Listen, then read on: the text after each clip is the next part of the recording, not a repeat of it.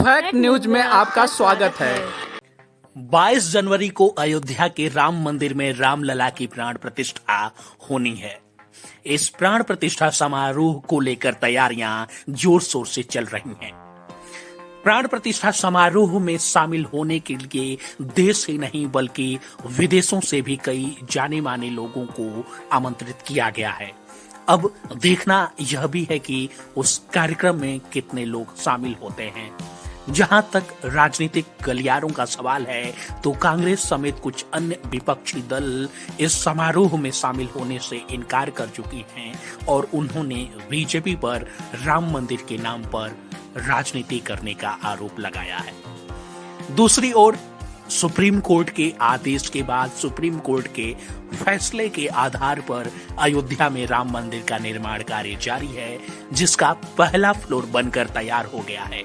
यह मंदिर कुल 3 मंजिला बनाया जाने वाला है। इसे लेकर भी विवाद हो रहा है कि जब मंदिर बनकर तैयार नहीं हुआ है तो फिर प्राण प्रतिष्ठा की जल्दी क्या है।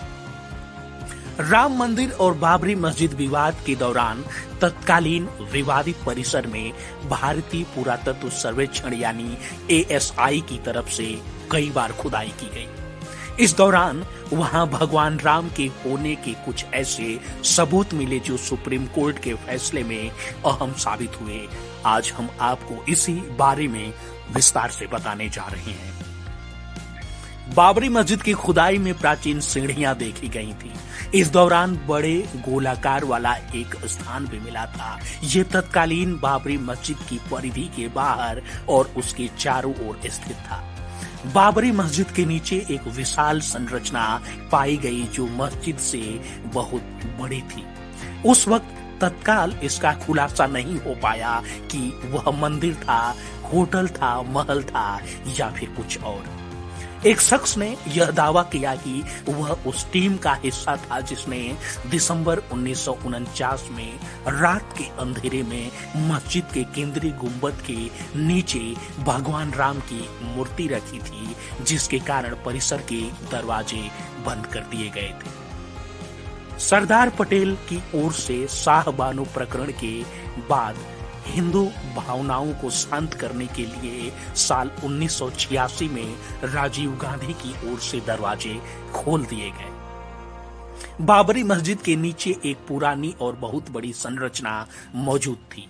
मशहूर आर्कियोलॉजिस्ट के मोहम्मद ने इस बारे में बताया कि आखिर अयोध्या में खुदाई के दौरान ASI को क्या क्या मिला था। उनके मुताबिक वह पहली बार साल 1976-77 में खुदाई के लिए अयोध्या पहुंचे थे। इसके बाद इलाहाबाद हाई कोर्ट के आदेश पर साल 2003 में फिर से वहां खुदाई की गई। उन्होंने बताया कि साल 2003 में खुदाई के दौरान वहां 11वीं और 12वीं शताब्दी का एक ऐसा शिलालेख मिला जिसने हर किसी को हैरान कर दिया। मोहम्मद ने एक वेबसाइट से बातचीत में बताया था कि साल 1976-77 में जैसे वह अपनी टीम के साथ उस परिसर में गए तो देखा कि मस्जिद के सारे पिलर्स मंदिर के थे। वह पिलर्स करीब 11वीं-12वीं शताब्दी में लगाए गए थे। बाबरी मस्जिद के लिए इन पिलर्स का इस्तेमाल ही किया गया था। ASI की खुदाई में मंदिर के 12 पिलर्स मिले। यह खुदाई काफी अहम साबित हुई।